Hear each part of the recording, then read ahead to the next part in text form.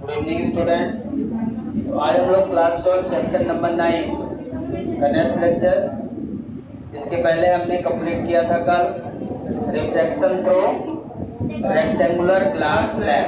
ठीक है, आज हम पढ़ेंगे रिफ्रैक्शन थ्रू मल्टीपल मीडियम। यदि मल्टीपल मीडियम है तो उसका रिफ्रैक्शन कैसे करेंगे, मीन्स दो या दो से अधिक मीडियम होंगे तो उसका रिफ्रैक्शन क्या होगा, ये हम सीखेंगे। उसके बाद आगे बढ़ेंगे। तो हेडिंग लगाएंगे सभी लोग, रिफ्रैक्शन थ्रू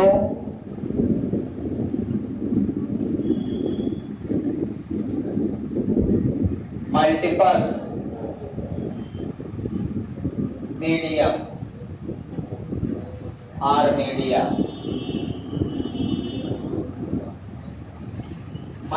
मल्टीपल मीडियम तो जैसे एयर से ग्लास में, ग्लास से वाटर में, वाटर से एयर में, तो मल्टीपल मीडियम का रिफ्लेक्शन आज हमें समझना है कि कैसे रिफ्लेक्शन होगा मल्टीपल मीडियम में। ठीक है ना।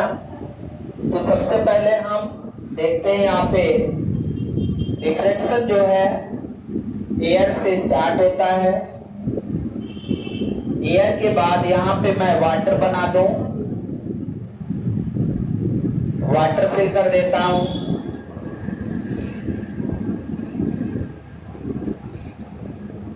यहाँ पे एयर है, यहाँ पे वाटर है, इसके बाद पे ग्लास है,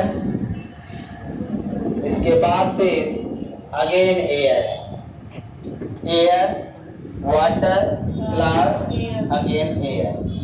तो इस तरह से मल्टीपल मीडियम का रिफ्लेक्शन हमें करना है और देखना है कि लाइट रेस किधर से किधर बेंड होगी। रूल्स आपको पता है सबको। सबसे पहले जिस पॉइंट पे रिफ्लेक्शन करना है वहां पे एक नॉर्मल ड्रॉ करिए। पॉइंट ऑफ इंसिडेंस पे सबसे पहले एक नॉर्मल ड्रॉ करना होता है। ठीक है, पॉइंट ऑफ इंसिडेंस में क्या करना है, एक नॉर्मल ड्रॉ करना है। तो एक पॉइंट ऑफ इंसिडेंस यहाँ बना लेता हूँ। माना कि ये पॉइंट ऑफ इंसिडेंस है, इसमें हमने नॉर्मल बना दिया है। इसके बाद इंसिडेंट रे को यहाँ से ड्रॉ करेंगे। ये इंसिडेंट रे है, so this is the incident ray. Angle of incident क्या है, आई। अब लाइट रेस कहां से कहां जा रही है, एयर से वाटर। एयर से वाटर का मतलब ये है कि रेयर मीडियम से डेंसर मीडियम में। When light rays enters from rarer medium to denser medium, it bends towards normal. किधर मुड़ जाएगी ये, नॉर्मल की ओर मुड़ जाएगी। तो ये सीधा ना जाके, ऐसे ना जाके ये मुड़ेगी यहाँ से। It bends towards normal. तो ये light rays towards normal bend हो गई। अब हम इस पॉइंट पे अगेन रिफ्लेक्शन होगा। जहां जहां मीडियम चेंज होगा वहां वहां रिफ्लेक्शन होगा।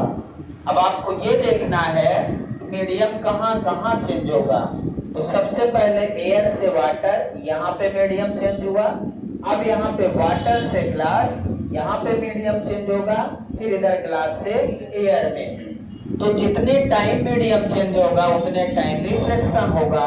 तो first time reflection air to water, second time water to glass, then third time glass to air. तो यहाँ पे जो रिफ्लेक्शन होगा वो 3 बार होगा। ठीक है, अब हम यहाँ पे फिर से नॉर्मल ड्रॉ कर दें। तो यदि ये एंगल ऑफ रिफ्लेक्शन है, ये एंगल ऑफ रिफ्लेक्शन आर है, तो यहाँ पे ये एंगल इस एंगल के बराबर होगा। ठीक है, कौन सा एंगल कहलाएगा ये,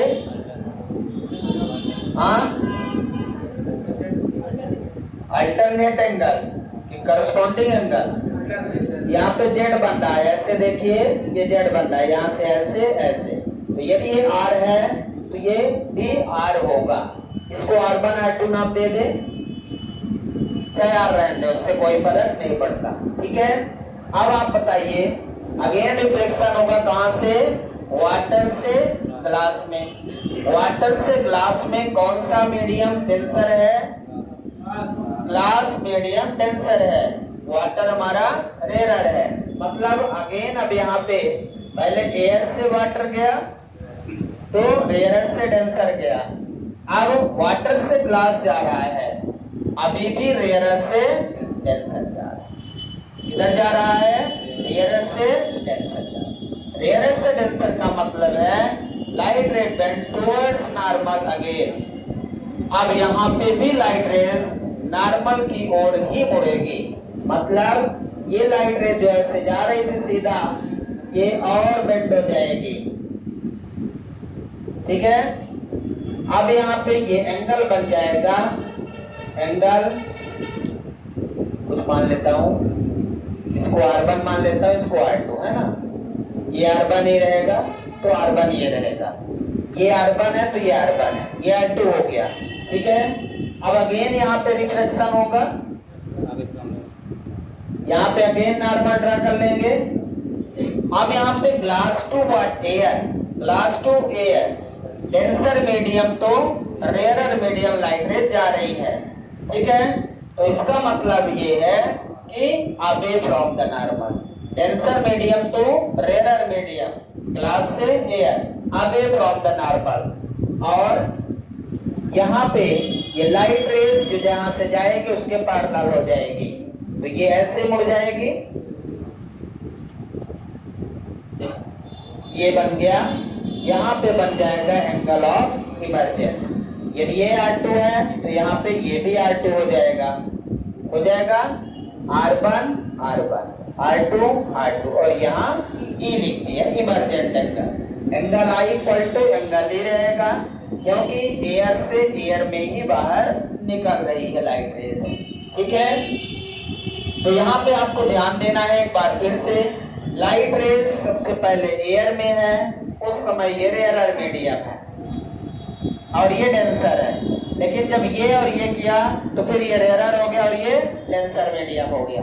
ठीक है ना, जब एयर से वाटर में तो एयर रेयर वाटर डेंसर, फिर वाटर से ग्लास में वाटर रेयर ग्लास डेंसर हो गया, अब ग्लास से एयर में अगेन रेयर हो गया, डेंसर टू रेयर। क्लियर है? तो दो बार यहाँ पे लाइट रे टुवर्ड्स नॉर्मल बेंड हो रही है। तो ये रिफ्लेक्शन डायग्राम बनाइए, उसके बाद आगे बढ़ते हैं। तो अब फर्स्ट पॉइंट इसमें लिखेंगे हम लोग, when light rays incident from air to water, when light rays incident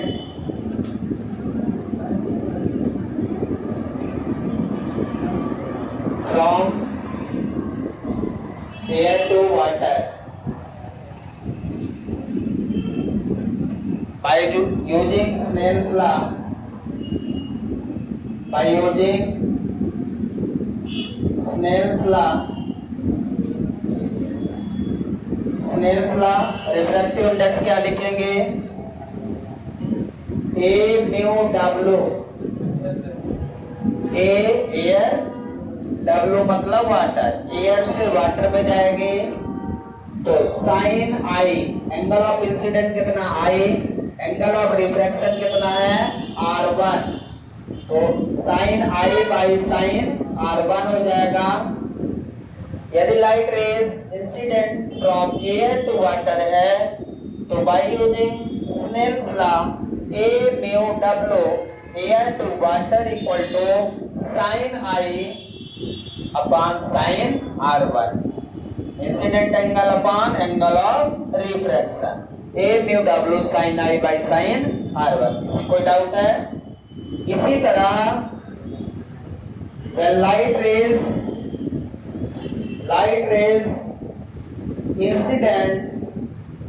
incident from water to glass, it bend towards normal, normal की ओर ही मुड़ेगी by using Snell's law again क्या लिखेंगे, W mu G equal to, अब water से glass में तो इसका इंसिडेंट एंगल ऑफ R1 रहेगा, इसका angle of reflection angle R2 रहेगा। तो ये हो जाएगा sine R1 upon sine R2। So this is the refractive index W mu G equal to sine R1 upon sine R2। W water से glass में तो इंसिडेंट R1 हो गया एंगल ऑफ रिफ्लेक्शन R2 हो गया। अब ग्लास से air में जाएगा तो एंगल ऑफ इंसिडेंट R2 हो जाएगा और एंगल ऑफ इमर्जेंट E हो जाएगा। ठीक है, लिख लिया यहाँ पे। तो when light rays incident from glass to air, then by Snell's law क्या हो जाएगा, G mu A equal to sine R2 by sine E। इसको हम I भी लिख सकते हैं डायरेक्ट, बट अभी नहीं लिखते, बाद में लिख दूंगा, कोई दिक्कत नहीं। ठीक है, तो ये हमने तीनों प्रकार के रिफ्लेक्शन लिख दिए हैं, air to water, water to glass and glass to air. तीनों प्रकार के रिफ्लेक्शन में तीनों का रिफ्रैक्टिव इंडेक्स हमने लिख दिया है। अब तीनों को मल्टीप्लाई करेंगे और देखेंगे कि क्या रिजल्ट मिलता है हमें। ठीक है, तो तीनों को मल्टीप्लाई कर दें, तीनों इक्वेशन को।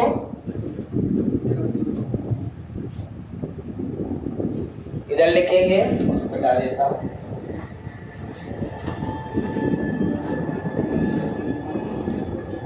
Multiply by equation first, second and third, तीनों को मल्टीप्लाई कर दें। LHS का मल्टीप्लिकेशन LHS में, RHS का मल्टीप्लिकेशन RHS में। तो यहाँ पे लिखेंगे फर्स्ट क्या है, A mu W into W mu G into G mu A equal to sine I by sine R1 into sine R1 by sine R2 into sine R2 by sine E। Sine R1 से sine R1 cancel, sine R2 से sine R2 cancel. A mu W into W mu G into G mu A equal to sine I by sine E। अब आपको पता है, we know that I equal to E, I equal to A, angle of incident equal to angle of emergent. मैंने आपको बताया, यदि light rays same medium से enter करती है और सेम मीडियम में बाहर लीव करती है तो उसका एंगल ऑफ इंसिडेंस और एंगल ऑफ इमर्जेंट इक्वल होता है। कल बता चुका हूं। तो यहाँ पे हो जाएगा क्या, A mu W, W mu G, G mu A equal to 1। ये sine I by sine I बढ़ जाएगा, 1 हो जाएगा। A mu W into W mu G into G mu A equal to 1। अब यहां से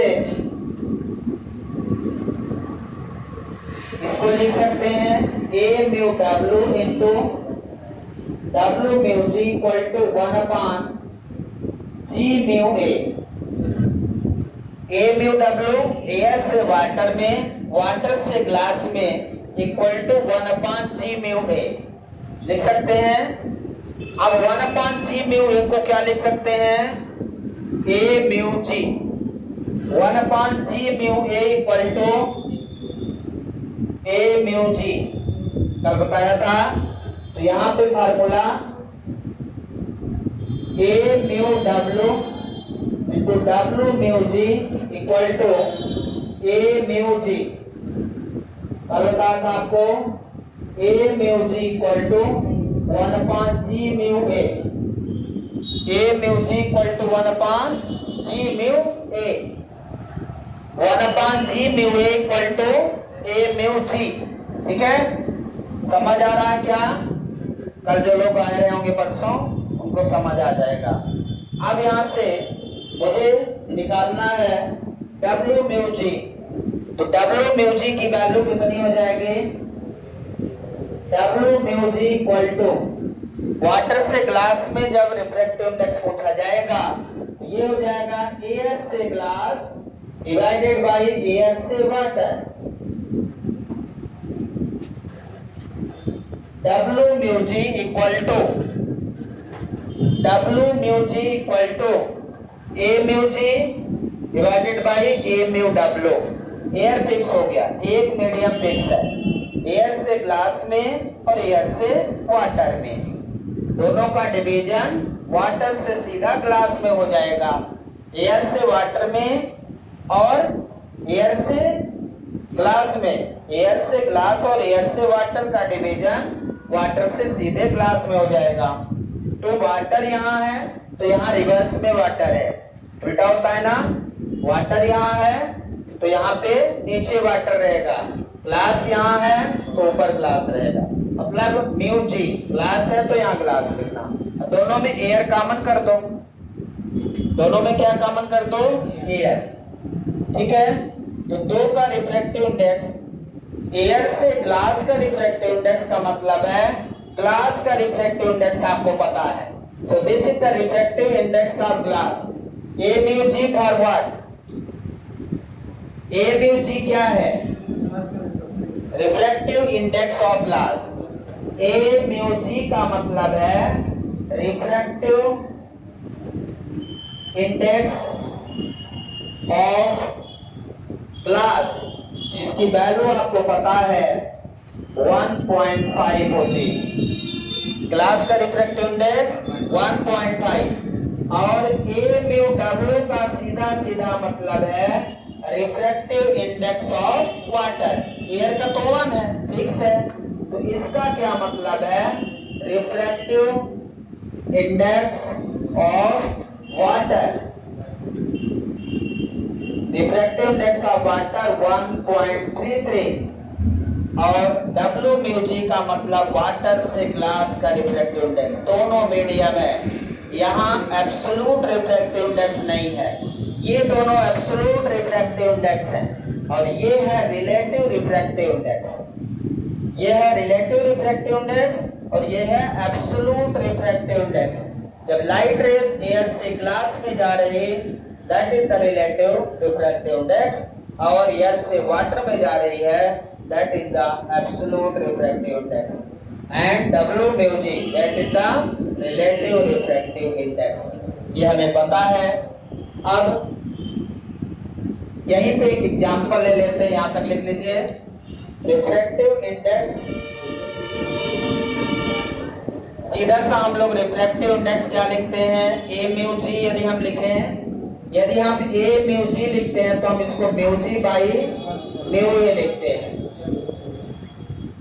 ए mu G equal to mu G by mu A. Mu A का refractive index मतलब refractive index of air always 1, refractive index of air is 1, so जो refractive index glass का होगा वो यहाँ लिख देंगे म्यू जी, और ऐसे ही ए म्यू डब्ल्यू को क्या लिखते हैं? तो म्यू डब्ल्यू बाई म्यू ए। तो एयर का रिफ्रैक्टिव इंडेक्स 1, जो वाटर का रिफ्रैक्टिव इंडेक्स है वही यहाँ पे लिख देना है। तो ये जो वैल्यू है ये है 1.5, ये म्यू ए इक्वल टू 1 है दोनों केस में, तो मतलब ये सीधा सीधा ग्लास का रिफ्रैक्टिव इंडेक्स लिखा हुआ है और ये किसका लिखा हुआ है? वाटर का लिखा हुआ है। Mu A refractive index of air मैंने आपको लिखाया है, कितना लिखाया है? एयर का रिफ्रैक्टिव इंडेक्स कितना लिखाया? 1, कॉपी में लिखा है देखो, और वाटर का 1.33, तो यहाँ वाटर का ही रिफ्रैक्टिव इंडेक्स लिखना है और ग्लास का लिखना है। अब यदि पेपर में क्वेश्चन में ग्लास का और वाटर का रिफ्रैक्टिव इंडेक्स दिया जाए और पूछ ले कि वाटर और ग्लास का रिफ्रैक्टिव इंडेक्स क्या होगा, तो कैसे फाइंड करेंगे? By using this formula. ठीक है, तो हम एक एग्जांपल के साथ इसको सॉल्व करते हैं। ये आपकी बहुत इंपॉर्टेंट कंडीशन प्रूव हो गई है कि जब किसी डेंसर मीडियम का रिफ्रैक्टिव इंडेक्स निकालना हो, डेंसर मीडियम का रिफ्रैक्टिव इंडेक्स निकालना हो, तब ये फार्मूला इंपॉर्टेंट हो जाता है। ठीक है, मतलब वाटर से ग्लास में जा रही हो, ग्लास से वाटर में जा रही हो, तब आपको ये ध्यान रखना है। तो absolute refractive index of glass मान लीजिए, the absolute refractive index of glass is 3/2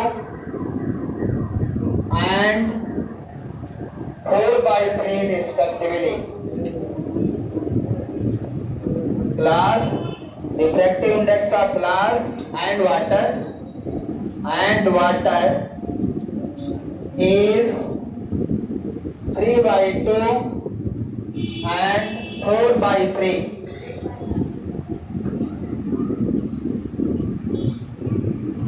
Respectively. Find the ratio of speed of light. Find the ratio of speed of light. Speed of light का रेशियो निकालिए in glass and water. In glass and water.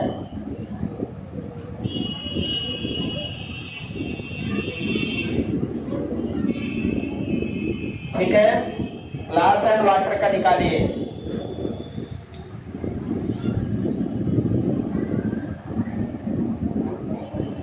जल्दी solve करिए। Question में जो आपसे पूछा है glass and water का रिफ्रैक्टिव इंडेक्स, आपने फार्मूला लिखा है सीधा सा, यही प्रूव किया है। W mu G equal to सीधा लिख सकते हैं इसको। क्या लिख सकते हैं इसको? Mu G by mu W, सीधा लिख दो। और ये लगाना हो तो लगा लो, उससे बहुत फर्क नहीं पड़ता। W mu G equal to, जैसे आपने यहाँ लिखा A mu G equal to क्या लिखा? Mu G by mu A। तो W mu G equal to mu G by mu W हो जाएगा। म्यू जी क्या है? Refractive index of glass. कितना दिया बोलिए? 3/2 दिया है। और W कितना दिया? 4/3।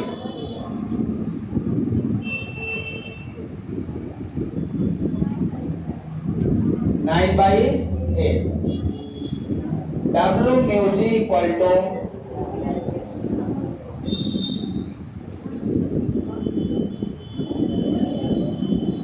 W mu G equal to 9/8।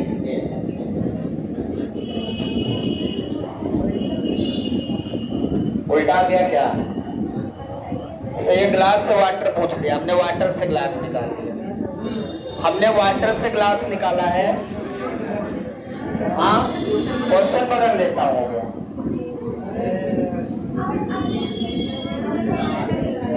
Water से ग्लास कर देता हूँ। चलो, हमने वाटर से ग्लास में निकाल लिया है W म्यू जी, हमने उल्टा नहीं किया, ठीक है ना। हमने वाटर से किसको निकाल लिया है? ग्लास को। तो वाटर से ग्लास का रिफ्रैक्टिव इंडेक्स कितना आ गया? 9/8। यदि यही चीज उल्टा हो जाता ग्लास से वाटर, तो इसी को उल्टा कर दो, तो ग्लास टू वाटर का क्या आ जाएगा? Refractive index of glass to water. हमने जो निकाला है वाटर टू ग्लास निकाला, तो ग्लास टू वाटर को G mu W equal to 1/W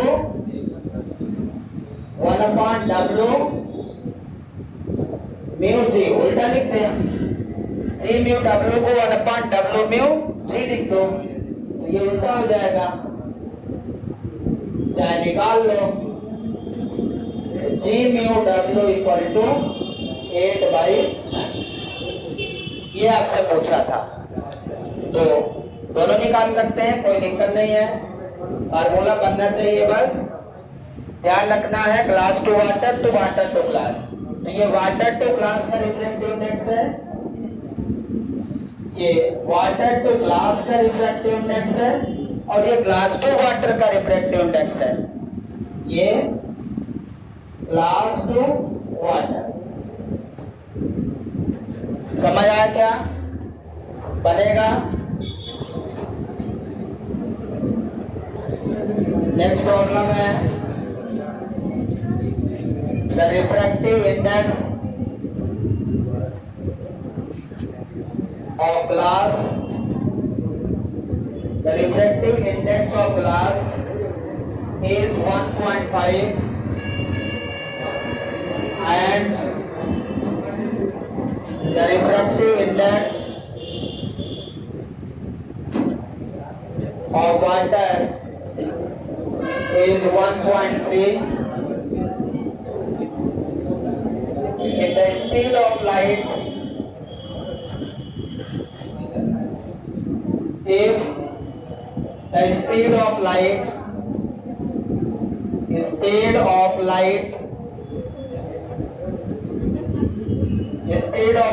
in water, please बात ना करें, क्वेश्चन लिखें, is 2.25 10 to power 8, 2.25 into 10 to power 8 metre per second, जो हम पीछे निकाल चुके हैं, आपको याद होगा।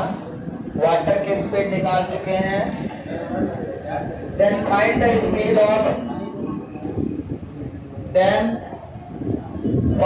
speed of glass.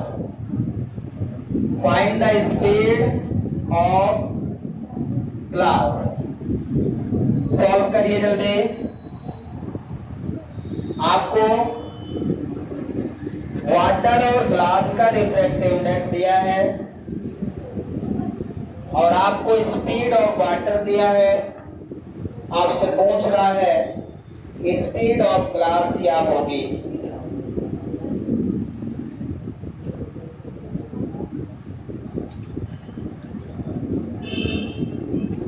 सिंपल सा फार्मूला वही है। Refractive index of glass is 1.5 and refractive index of water is the speed of light in water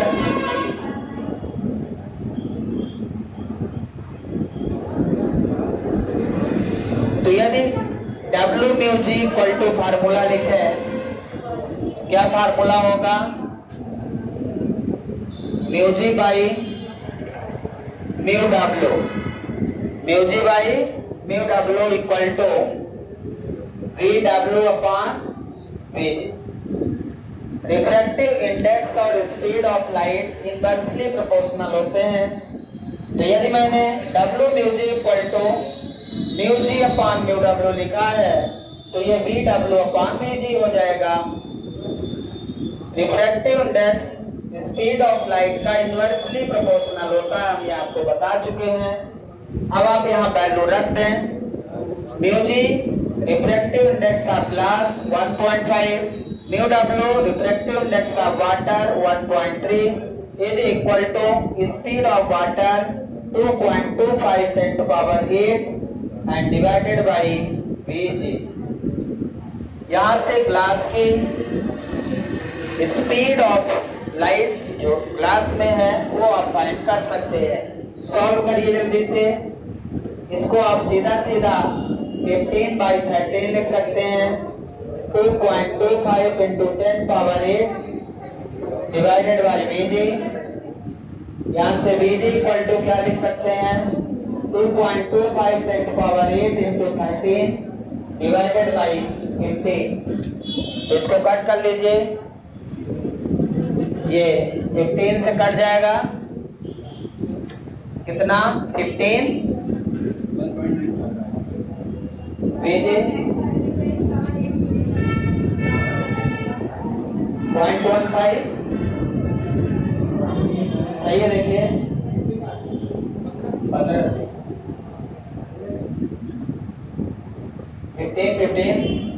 0.75 होता है, पॉइंट कट गया 0.15 हो गया। बताइए कितना आएगा?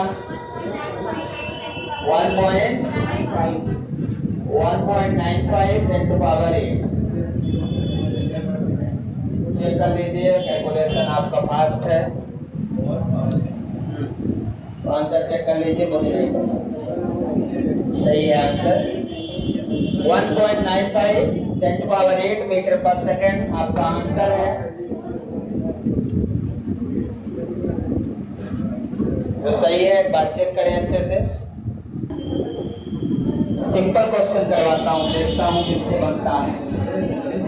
नेक्स्ट है द स्पीड ऑफ लाइट। बताइएगा, the speed of light in glass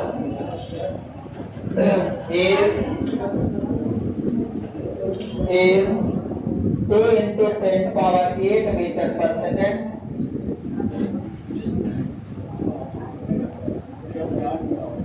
Calculate the speed of light in vacuum। Find the speed of light in vacuum। Vacuum में स्पीड ऑफ लाइट बताइए। हाँ, सॉल्व करिए, इसको सॉल्व करके बताइए answer. नहीं, कोई बात नहीं, रफली आपका सही हो सकता है, फेयरली करिए। सिंपल फार्मूला लगाइए। रिफ्रैक्टिव इंडेक्स ऑफ ग्लास आपको पता है, नहीं भी दिया रहे, ग्लास का रिफ्रैक्टिव इंडेक्स सभी को पता है 1.5 रखना। अब refractive speed of light in vacuum मतलब लाइट रेज एयर से ग्लास में जा रहे हैं। A mu G equal to mu G by mu A equal to VA by BG, VA by BG। सही है फार्मूला। अब आपको ग्लास का रिफ्रैक्टिव इंडेक्स 1.5, एयर का रिफ्रैक्टिव इंडेक्स 1, एयर का speed of light 3 to 10 power 8 और glass का speed of light पूछ रहा है। नहीं, एयर का पूछ रहा है, उल्टा मत करवाओ यार। एयर का पूछ रहा है, ग्लास का दिया है। हाँ, तो यहां से speed of light in air equal to 1.5 into 2 into 10 power 8। तो speed of light in air 3 into 10 power 8। मैंने क्वेश्चन करवाया था ऐसा, उसी को रिवर्स कर दिया। सही है।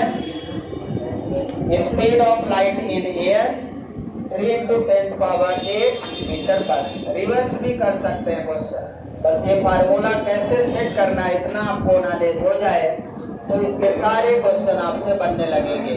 इतना टफ नहीं जितना हम सोचते हैं। एक बार प्रैक्टिस करिएगा, ठीक है। Thank you, have a nice day.